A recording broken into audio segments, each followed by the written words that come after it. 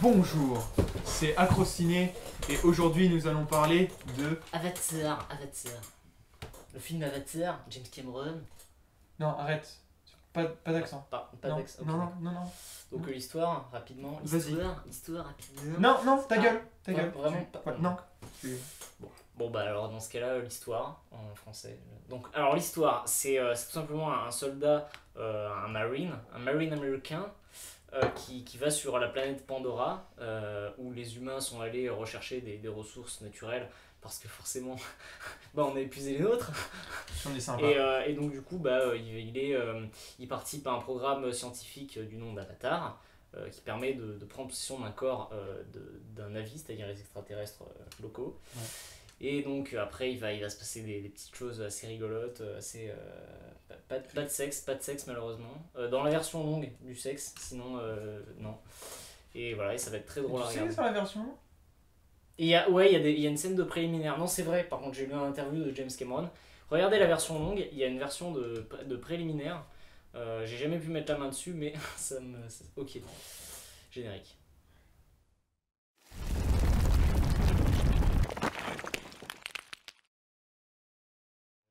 Ok. Donc aujourd'hui, comme l'a dit notre cher Régis, nous allons parler d'Avatar. Donc, Avatar, en quelques mots, on va commencer direct scénario, parce que je pense que ça va être assez long, je vous cache pas. Oui, non, ça dépend. Mec, Scénario, vas-y, commence. Scénario, alors, la principale critique qui a été faite sur ce film au niveau du scénario, c'est que l'histoire était banale. C'est sûr que c'est un schéma narratif qui se retrouve dans beaucoup d'autres films. Moi, j'ai pas trouvé ça dérangeant. Moi, j'ai trouvé que l'univers était vraiment cool. Et que ça nuisait pas du tout au fait que le scénario effectivement il est un peu prévisible, mais moi j'ai trouvé que c'était sympa. Le fait aussi que ça se passe sur une autre planète, ça permet d'éviter d'avoir le schéma classique américain et indien. Et donc du coup il y a le côté découverte de la planète. Même si on le retrouve quand même. Hein. Oui non mais ça se oui non mais oh ils ont des flèches. Non mais au niveau des populations je suis d'accord, mais je veux dire au niveau de l'univers par contre ça apporte quelques scènes cool avec la faune et la flore locale. Une petite surtout que lui en plus en fait le personnage principal est pas du tout un scientifique puisque c'était son frère jumeau qui devait s'occuper de ça, qui était un scientifique. Lui c'est un soldat, donc du coup il arrive sur la planète, il est complètement perdu, il a pas fait d'études sur l'écosystème local. C'est une merde. Donc du coup ça donne quelques scènes qui sont assez cool où il découvre la planète, voilà. Donc ça j'ai trouvé que c'était pas mal au niveau de l'univers qu'on n'avait pas eu dans Ça fait que les loups ou Pocahontas ou le dernier samouraï. Donc moi j'ai trouvé que l'univers était sympa. Très beau le dernier samouraï du haut. Non mais d'accord, mais ce que je veux dire c'est que ça se passe sur Terre, donc t'as pas ce côté. Excuse-moi, les Japonais ont pas réussi à conquérir Mars en fait pendant qu'ils étaient là. Quoique vu toutes les radiations nucléaires qu'ils ont eu les Japonais. Ok, nos amitiés à tous les. Nous excusons pour tous les Japonais. Donc voilà, moi j'ai trouvé ça cool, et le concept de l'avatar, donc de prendre possession d'un corps différent, j'ai trouvé que c'était sympa aussi, avec la thématique de, toujours pareil, la réalité virtuelle qui est sur laquelle on peut s'attarder un peu. Voilà, moi j'ai trouvé ça assez cool au niveau du scénario. Et tu as mis combien? Et j'ai mis 6. Tu as mis 6, ok. Parce que voilà, ça mérite pas forcément plus, parce que effectivement c'est une trame scénaristique qui est assez classique, mais moi j'ai trouvé cool. Alors pour moi, pour le scénario, clairement très déçu. Enfin, c'est stéréotypé, mais plus stéréotypé que ça, en fait, je pense que ça n'existe pas, vraiment. The Last Starfighter. Oui, mais limite ça, oui, encore The Last Starfighter, mais c'est moins stéréotypé que ça encore. C'est vraiment... Non, là, c'est totalement stéréotypé. On parlera après plus tard de tout le reste qui me gêne, mais les scénarios, les dialogues sont nuls à chier, c'est pas intéressant. C'est pas amusant, les peu de blagues qui sont faites, c'est pas cool. Les choses un peu sérieuses abordées, elles sont abordées avec tellement de légèreté que c'est même pas amené sérieusement. C'est à nous de nous dire « Ah oui, il y a un truc un peu écologique là-dedans. Fuck, moi je mets un 3. » Par contre, la morale écologique, elle saute aux yeux quand même. Elle saute aux yeux par l'esthétisme de la réalisation, oui, pas par le scénario. Ah oui, d'accord. Moi je mets 3. Okay. Je trouve que t'as mis 2 fois trop de points là-dedans. Et c'est rare que je mette 2 fois plus que toi. Quand même. T'as déjà mis un autre 3 Non, jamais. D'accord, c'est ton premier 3. Champagne. D'autres. Réalisation, est-ce que je pense qu'il faut mieux que je commence aussi? Réalisation, j'ai commencé. Ah Ah, Je vais commencer. là ça me plaît. J'ai mis 8. Oh. J'ai mis 8 à la réalisation. C'est ça qui m'énerve dans ce film. C'est que t'as des trucs T'es putain de t'es géniaux. obligé de le trouver joli. Ça te fait Ce chier. film, oui, ça me fait chier. Je le trouve joli. Il est beau. Parce que c'est un film, bon. C'est le premier film qui est trop beau. C'est génial. Non. Oui, il y avait Retour vers le futur qui était trop joli. Arrête. Ouais, non, alors, on en parlera pour plein d'autres choses, mais je n'aime pas Retour vers le futur. Mais là déjà, j'ai plein de foudre, plein de fuck, mais je m'expliquerai et je donnerai mon argumentation de pourquoi j'aime pas les Retours vers le futur. Ensuite, oui, je reviens sur Avatar, mais la réalisation est jolie, il y a plein de belles trucs esthétiques. Moi, j'adore l'arbre qui tombe, je trouve ça méga beau. Vraiment, il y a plein de choses qui sont belles. La seule problème que je ferai, moi, c'est sur le côté de la motion capture à certains endroits. Bon, c'est au détail, mais je trouve en fait qu'il y a des endroits où tu sens vraiment qu'il y a eu du rajout. Numérique. Ouais, au niveau des oreilles surtout. Ouais. Au niveau des oreilles, des choses comme ça. Oui, au niveau des corps, tu veux dire. Ouais, au niveau du visage. Des corps encore, ça allait. Oui. Bah, Mais au le niveau nez, des tout visages, ça, les oreilles. Voilà. effectivement, ouais. Et quand. Mais ça après, bon. Après, bon, technique, c'est dur de demander à un acteur de bouger ses oreilles comme ça. Si, regarde. Non, c'est ridicule. Vous voyez pas. Bon, bref, pardon. Et oui, c'est ridicule, oui. Donc je mets 8 parce que c'est très joli. D'accord. Alors, Champagne, on est d'accord, j'ai mis 8 aussi. Et non, je n'ai pas mis plus. Normal. Alors, moi j'ai trouvé vraiment beau, effectivement. Il y a beaucoup de. Je sais pas si t'as fait gaffe, je pense. Il y a beaucoup de zoom. Carrément. Il y a beaucoup de zoom, et ça, je me rappelle pas d'un autre film où il y a des zooms comme ça. Parce que c'est vrai que, bon, en général, dans un plan d'un film, la plupart du temps on évite. Sauf si c'est un parti pris esthétique. Mais là, c'est bien fait, il y a pas mal de zoom, il y a des ralentis aussi. Et alors moi, il y a des plans qui m'ont fait penser à des jeux vidéo. Je suis désolé, j'en reviens, j'en avais parlé. De toute façon, ça y est complètement. T'as la voilà, réalité virtuelle. Voilà, c'est-à-dire que le fait de prendre contrôle d'un autre personnage, bon, ça a été déjà vu. T'as carrément le monde irréel qui prend plus de place que le voilà, monde c'est ça. Il y a le thème de l'addiction aux jeux vidéo qui on peut y penser. Moi, je parle plutôt d'un plan au début quand il se retrouve contre le gros truc, la grosse bestiole noirâtre. Qui poursuit, et ben en fait il y a un plan où on le suit, donc on le voit de face, et derrière il y a la grosse bestiole qui le poursuit. Crash Bandicoot. Et en fait ça fait vraiment poursuite de jeu ultra scripté. À un moment elle lui attrape son sac, et puis il y a une espèce de ralenti où on voit il ouvre son truc. Là, quand j'ai vu cette scène, c'est limite si à côté je voyais pas le appuyer sur carré. Ah, sur un QTE. Voilà, la scène de jeu vidéo bourrée de QTE comme ça. Moi, tu vois, ça me ferait plus penser au tout premier jeu vidéo de 3D, les premiers 3D.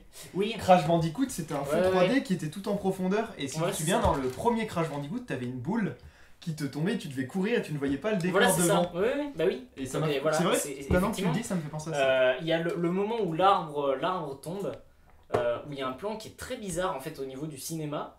C'est-à-dire qu'il y a un plan fixe, ça doit être l'un des seuls plans fixes du film.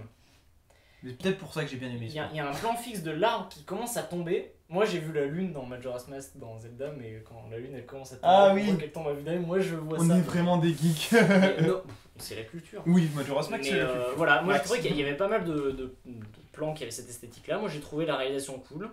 Bon, puis après, bon, moi il y a des pam-pam, boum boum, explosions, alors moi j'aime bien, forcément. Moi j'aime pas. Ouais, forcément. Il y a des trucs bien. Hein. Moi j'ai trouvé ça assez dynamique et cool. Puis bon, Cameron, on aime ou on n'aime pas, mais bon, c'est quand même un réalisateur qui connaît un peu ce qu'il fait. Donc moi j'ai mis 8, comme toi. Ok. Bande son. Tu veux que je commence? Parce que je crois que toi ça va être un peu On va aller vite, j'ai mis 3 aussi. Un désengagement. Okay. Ah ouais, d'accord. Musique nulle, ambiance mal amenée, pas intéressante. Il y a une musique qui revient 3 ou 4 fois. Oui, mais c'est des chœurs de oui, mais 3 ou 4 fois pour pas les mêmes scènes. Encore si, généralement, quand c'est une scène avec un rythme différent, tu peux amener la même musique. Comme le fait beaucoup de films. Les Infiltrés ont à peu près la même musique, mais il y a une tonalité qui change, il y a un instrument qui s'enlève, un instrument qui se rajoute. Il y a beaucoup de choses. Là, ils gardent exactement la même musique, sans aucun changement. Quand ils commencent à voler pour la première fois, quand ils vont au lieu surtout là où il y a les bancs chez oui, quand ils font un truc d'aventure, voilà. Quand ils volent pour la première fois, quand t'as pareil la scène hélico. Mais c'est le thème principal. Je vois pas le. Mais le thème principal évolue. Ouais, il m'a pas plu déjà, le thème principal il m'a énervé. Voilà. Déjà. Non, il m'a énervé. D'accord. Voilà, j'ai pas aimé. C'est mon goût, j'ai pas aimé. Non mais. J'ai pas aimé. Et vraiment, pour moi, il n'y avait pas de changement. Voilà, c'était. Limite, ça aurait été un jingle de série qui passait toutes les quarts d'heure pour dire... Non, t'exagères là, franchement. Un petit peu, peut-être parce que j'aime vraiment pas ce film, mais... Mais oui, mais la musique elle est quand même sympa, enfin, il y a comme une ambiance un peu cool, non? Youpi. Non mais. Ouais, non mais je vois ce que tu. Non mais au niveau du fait qu'elle revient souvent, je vois ce que tu veux dire, mais là quand même, la musique est quand même sympa. Le thème principal il est assez cool, il est dans l'ambiance. Non? Moi, j'ai pas trouvé. Moi, je trouve que... Enfin, j'aurais mis... Non mais voilà. Je sais pas, j'aurais fait autre chose. Encore une fois, on est souvent pas d'accord sur la musique. Carrément, c'est carrément. normal. Mais après, c'est des goûts. Moi, j'ai pas aimé la musique de Avatar, j'ai pas aimé Oui, aimé non, la musique de ouais. Red. Il y a des films où je kiffe. Les Infiltrés, par exemple, j'adore la musique des Infiltrés. Mais La musique de Retour vers le futur. je t'ai dit que je n'ai même pas ce film. Quoi? Oh non, ah non, tu crains. Bah oui, je sais. Oh putain, je Mais t'ai bon. Donc, j'ai mis 3 en bande son. Tu as mis 3. Alors, une fois n'est pas coutume, tu as mis 3, je vais mettre 6. Moi j'ai bien aimé. J'ai trouvé que donc voilà, le thème principal en fait c'est principalement des chœurs, des chants un peu, ça fait un petit peu africain comme ça. Après qu'ils sont indigènes, c'est des fois qu'on voit pas parce qu'ils sont à moitié à poil. C'est pas très subtil. Mais moi je trouve quand même que effectivement, bon la comparaison elle est pas forcément très subtile, mais moi j'ai trouvé que ça allait bien quand même. Ça allait bien avec l'esthétique générale du truc. Bon, il y a des musiques qui sont un petit peu plus péchues aussi. Vers la fin, pendant la bataille finale, les musiques ça va quand même, c'est pas bon, c'est une musique de bataille finale quoi. Oui voilà, mais oui mais ça rend, moi je trouve que ça va bien.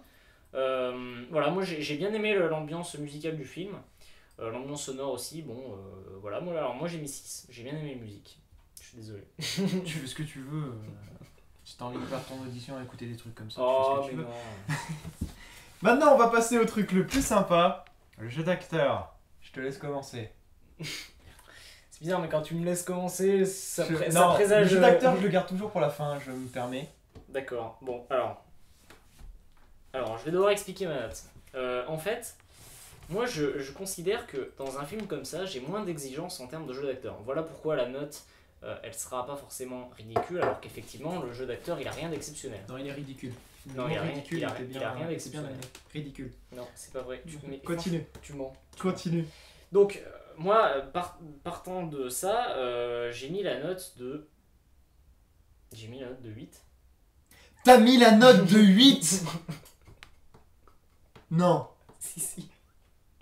Si, alors en fait, je vais expliquer. T'as mis plus que Breakfast Club et J'ai un doute là. Bon bah pars, hein. Ah, Attends. Je savais que je m'étais planté. Alors, j'ai mis en bande-son, j'ai mis 8. Voilà. En jeu d'acteur, j'ai mis 6. Je savais que j'avais pas mis autant. Je me disais. T'as mis 8 en bande son. Parce que voilà, je calculais par rapport à ma moyenne finale. Donc, je me suis trompé. En bande-son, j'ai mis 8 parce que j'ai trouvé très bien, comme j'ai dit. En jeu d'acteur, j'ai mis 6. Alors, pourquoi j'ai mis 6? Toi, je sens que t'as mis 3 ou 2. Ouais, je pense. Alors, moi, je trouve que c'est pas excessivement bien joué. Sans blague. Non mais putain. Laisse-moi finir. J'ai rien dit. Bon, je trouve que c'est pas forcément très très bien joué, c'est pas exceptionnel. Mais on est dans un film où c'est pas trop grave finalement. C'est-à-dire que. Si, tous les films c'est grave si c'est mal joué. Non mais pour moi, en fait, le problème des personnages, c'est plus un problème de scénario que de jeu. C'est-à-dire que, on en a parlé tout à l'heure avant, le personnage du colonel, effectivement, c'est l'archétype du méchant bourrin complètement con, complètement abruti, qui contracte les pectoraux juste pour se la péter, juste pour faire gros méchant. Pour moi, c'est plus un souci d'écriture du personnage. C'est-à-dire que ce personnage, à aucun moment, dans aucune scène, il est cool. Aucun moment, il est même sympa ou cool. C'est toujours un gros con. Donc du coup, on peut le jouer... Le personnage principal, c'est un gros con. Oui, mais du coup, le colonel, on peut le jouer que comme une grosse brute... Mais t'as plein de grosses brutes qui sont attachantes ou que t'aimes bien. Oui, mais moi, j'ai trouvé que c'était pas forcément un problème de jeu d'acteur. Effectivement, bon, ça casse pas des briques. Bon, il y a quand même Michelle Rodriguez. Michelle Rodriguez qui fait un grand truc de ouf. Elle joue un garçon manqué. Voilà, une femme militaire garçon manqué qui est bourrée à la testostérone. C'est vachement couillu, j'avais jamais vu ça. CF, le cross sur Resident Evil. Donc voilà, moi j'ai trouvé que c'était quand même correct. Moi j'ai trouvé que c'était correct, vraiment. Tu dis que c'est nul. Moi je dirais que c'est pas très bien, je dirais que c'est correct. Donc j'ai mis un note de 6. Et aussi, j'ai mis 6 et non pas 5 parce que je trouve que dans ce film, c'est pas très important. Donc voilà. Donc désolé pour tout à l'heure, j'avais mis 8 en musique, je me suis trompé. Et là, 6 en jeu d'acteur. Ok. Moi j'ai mis 3. Ah, je savais que t'allais mettre 3. J'ai mis 3. Pourquoi j'ai mis 3? Tout simplement, déjà, l'acteur principal, je ne comprends pas qu'un mec comme ça touche de l'argent. Je vais paraître pour un mec, mais putain d'élitiste, et je vais me faire insulter. Mais personnellement, le mec, je ne l'ai jamais vu avec une autre émotion que ça. Attends. Tu sais qui c'est l'acteur le mieux payé en France? C'est Danny Boone. Alors tu vas pas venir me... J'ai jamais dit que Danny Boone était un bon acteur, c'est un humoriste. Tu vas pas venir me dire que le mec qui joue dans Avatar, il mérite pas sa thune. Je suis sûr qu'il gagne moins que Danny Boone. Bien sûr que non, il mérite pas sa thune. Pareil, donc alors là je me suis même pas cherché, j'ai même pas cherché à savoir les noms des acteurs, on les mettra après. Je m'excuse de dire à quel point je méprise ce truc. Sigourney Weaver. Mais voilà, donc c'est celle d'Alien, hein, on est d'accord, voilà. Hein. T'as fait Alien, gonzesse, tu sais jouer une science-fiction, là tu fais quoi? Oh, réveille-toi. Non, franchement je vais être un peu méchant, mais... Je vais être un peu méchant, elle était là. Oh, je suis une scientifique engagée qui en a marre des militaires pas contents. Mais tu caricatures. Oh, mais en même temps, c'est le film qui caricature. C'est complètement ça. L'actrice principale, je sais plus son nom non plus. Mais c'est pas une question de jeu. Non, l'actrice principale qui joue la Navy, d'ailleurs, ça me perturbe à chaque fois. Appeler la Navy alors que les États-Unis eux-mêmes ont une confrérie qui s'appelle la Navy, je comprenais absolument pas le truc. Ça me faisait vachement bizarre au début quand je regardais. Je croyais que les navis c'était les militaires et tout. J'avais du mal à comprendre. Je devais être mal réveillé quand je l'avais regardé pour la première fois. Est-ce que t'es le seul mec sur Terre à avoir pensé à ça? Je sais pas, mais ça me faisait vraiment chelou. Bon. Bref. Donc l'actrice, on parle de Zoé. L'actrice principale, je sais plus son nom, elle joue dans Colombiana. Zoé Saldana. Dans Colombiana, elle joue très très bien et c'est bien nuancé. Là, il n'y a pas de nuance, elle joue son personnage. Voilà, je suis une petite chatonne, machin, je suis à moitié à poil, je me promène, je tombe amoureuse d'un mec que je ne connais absolument pas. Bon, ça après c'est typique du scénario. Est-ce que tu veux que je te rappelle quel film on a traité tout à l'heure? Alors, je tombe amoureuse d'une fille. Tu laisses le film qu'on traitera la prochaine fois, d'accord? Dans 2 semaines. Dans 2 semaines. Mais dans 2 semaines, non. Ce film-là, on en reparlera. Mais bref. C'est un peu ça quand même. Mais voilà. Moi, en fait, c'est ce que je vais appeler un effet Twilight. Oh non! Si! Non. Je vais appeler ça un effet Twilight. Non. Les personnages secondaires sont méga plus intéressants que les personnages principaux. Moi, le personnage du commercial, donc du patron qui veut la boîte noire... c'est un personnage secondaire pour toi, ça? Ouais. C'est pas lui qui met... le personnage principal méchant, c'est le gros bourrin, c'est le général. Lui, et pour moi, le commercial, il est pas méchant. Oui, non, il est pas méchant. Mais justement, lui, il joue vraiment bien. D'ailleurs, il a fait ses débuts dans Friends. Et ça veut dire que c'est un bon mec. C'est un bon gars. Il est vraiment ça. Il joue la petite sœur de Lisa Kudrow. Le petit frère de Lisa Kudrow. Oula, on a frôlé la catastrophe. Mais pourquoi il joue bien? Pourquoi tu trouves qu'il joue bien? Je vais te le dire, parce que le personnage est mieux écrit. Non, mais le personnage, à des moments, je te parle d'un point de vue mimique, d'un point de vue... T'as du jeu qui a à faire. Même l'autre, quand il est méchant, des fois, quand tu prends ton kiff à être méchant, t'as plein de méchants qui prennent leur kiff à être méchants, qui n'ont pas des super rôles et tout ça. Lui, il est là, il est... Ah, je suis méchant, la caméra, elle est sur moi. C'est bon, quoi. Oh, bonhomme, t'as 50 piges. Écoute. Non, franchement... Ce sera un 3. Ouais, ce sera un 3, voilà. Moi, j'arrête là. Avatar, pour moi, sera le pire film qu'on aura noté. S'il me fait une moyenne de 3,5, après avoir mis 3, 8, 3 et 3... Ah ouais, ça charcle quand même. Ah non, mais je l'aime vraiment pas. Après, je suis vraiment pas objectif du tout, je l'aime vraiment pas. Ah oui, non, mais ça, c'est ça. Et puis moi non plus. Moi non plus. T'aimes pas ce film? Non, moi non plus, je suis pas objectif. Ah oui, bah oui, carrément. On n'est pas objectif, c'est ça le but. Hein. Après, vous pouvez me détester parce que j'ai mis 3,5 à Avatar, un film que vous trouvez très joli, mais pour moi, il y a plein de films qui ont exactement le scénario, qui sont esthétiquement et d'un point de vue d'acteur vraiment mieux joués. Après, la réalisation est très jolie. Je vous conseille d'ailleurs le dernier Samouraï qui est de Zemeckis, si je me souviens bien. Ah, Robert Zemeckis, un réalisateur formidable. Non, c'était pas Zemeckis, si je dis des bêtises, je sais plus. Mais Robert Zemeckis, c'est quand même un réalisateur formidable. C'est un réalisateur. Mais pourquoi tu dis ça? Parce qu'il a fait les Retours vers le futur. C'est vrai en plus qu'il a fait les Retours vers le futur, ce con. Sûr que c'est...